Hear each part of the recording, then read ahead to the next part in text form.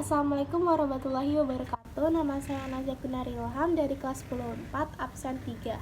Kali ini saya akan membacakan novel yang berjudul Love in Twilight yang ditulis oleh Hara Hope dan diterbitkan oleh PT Gramedia Pustaka Utama. Novel ini berisi 21 bab dan 224 halaman.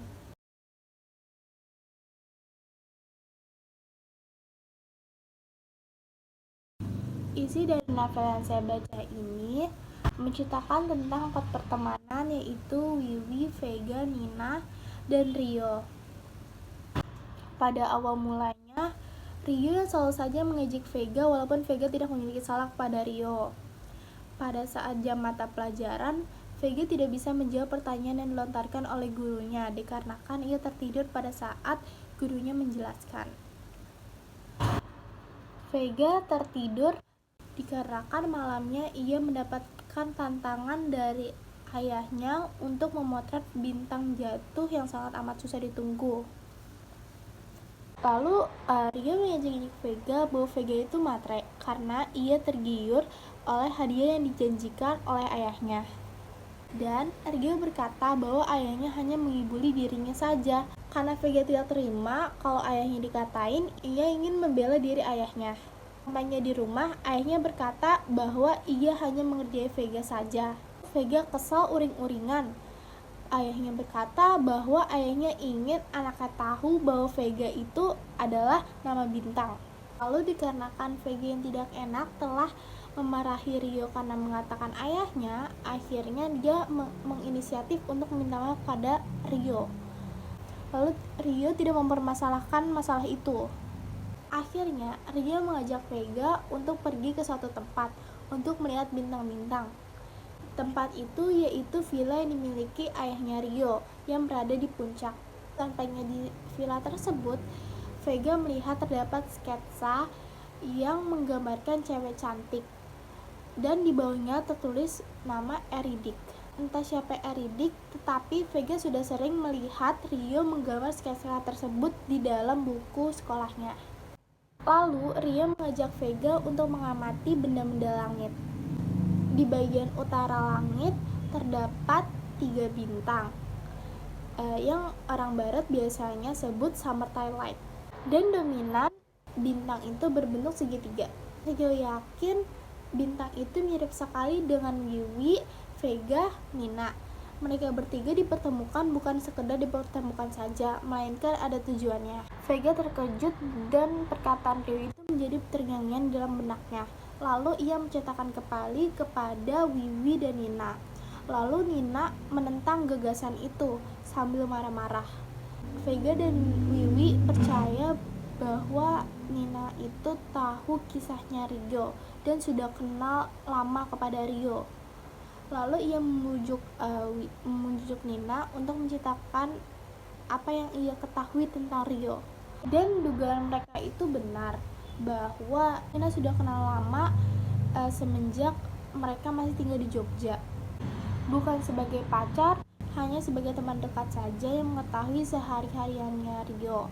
Rio itu anak broken home. Dia itu suka berbaur diri kepada teman-teman lainnya, tetapi ia kadang menutup diri di dalam keceriaannya, padahal di dalamnya itu berantakan. Rio itu masih belum bisa melupakan kekasihnya yang bernama Sofia, dan hanya Sofia lah yang bisa masuk ke dalam hatinya Rio. Namun Sofia sudah tiada dikarenakan suatu kecelakaan yang terjadi kepada Sofia.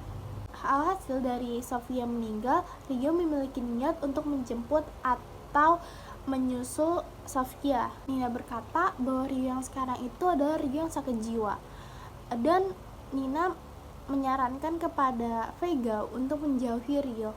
Namun benak Vega itu mengatakan bahwa cerita yang diceritakan oleh Nina tidak sepenuhnya benar.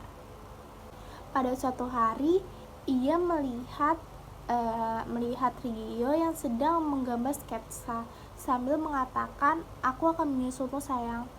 Hal itu membuat Vega mikir, apakah Rio ingin bunuh diri bisa menyusul si Sofia. Dalam benak Vega mengatakan Rio itu tidak sebodoh itu untuk hal-hal seperti itu.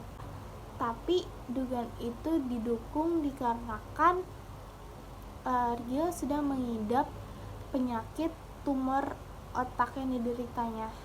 Setelah kelamaan kemudian, Vega itu merasakan bahwa dirinya tuh suka kepada Rio. Akhirnya Vega memujuk Rio agar mau dioperasi tumornya itu. Setelah Rio berpikir-pikir, akhirnya ia memaui operasi tersebut, dan dia berbuat janji kepada Vega setelah operasi ia akan mengajak Vega ke Bandung untuk melihat bintang-bintang. Dan dalam operasinya terdapat banyak saudaranya menunggu-nunggu di luar seperti Liwi, Vega, dan Nina. Di dalam ruang operasi, Rio itu gugup, takut operasinya tidak berhasil. Dokternya mengatakan santai saja, ini hanya seperti digigit semut. Tapi Rio berkata, saya bukan anak kecil lagi dok, yang bisa dokter bohongi seperti itu. Tapi setelah operasi ini, kehidupan saya kembali normal kan dok? Lalu dokter itu berkata, ya kalau operasi ini berhasil, kemungkinan ada salah satu fungsi di badanmu yang tidak berguna lagi gitu. Setelah operasi itu dimulai, keluarganya menunggu di luar dengan rasa khawatir dan takut. Lama kemudian, suster keluar dari ruangan operasi itu dan bergegas untuk memanggil dokter lainnya. Lalu mamanya bertanya kepada susternya, apakah anak saya tidak apa-apa sus? Lalu susternya menjawab, sebentar ya bu, saya ingin panggilkan dokter lainnya untuk menolong anak ibu. Mamanya sudah khawatir sekali dengan jawaban yang dijawab oleh susternya. Setelah itu datanglah suster dan dokter ke dalam ruangan operasinya Rio.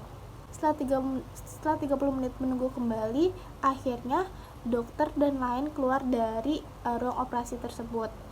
Ibunya, mamanya bergegas langsung bertanya kepada dokter, apakah anak saya baik-baik saja?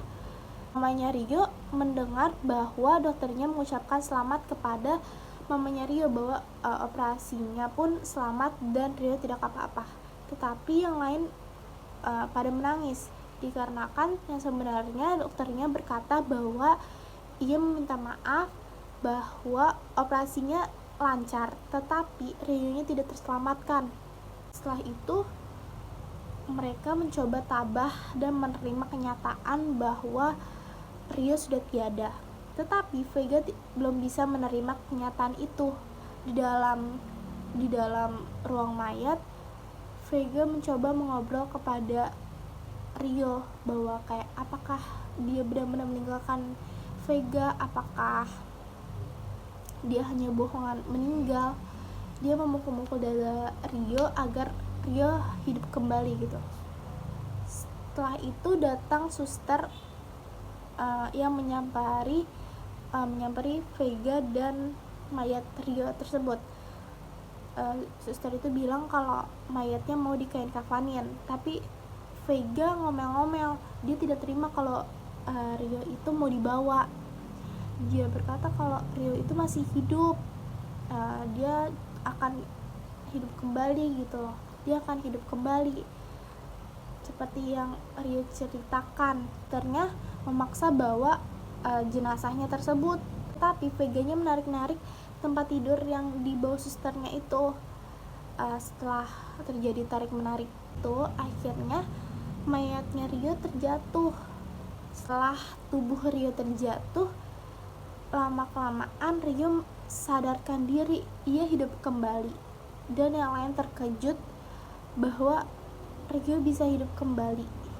Akhirnya tubuh Rio dibawa kembali untuk dicek ulang apakah Rio tidak apa-apa.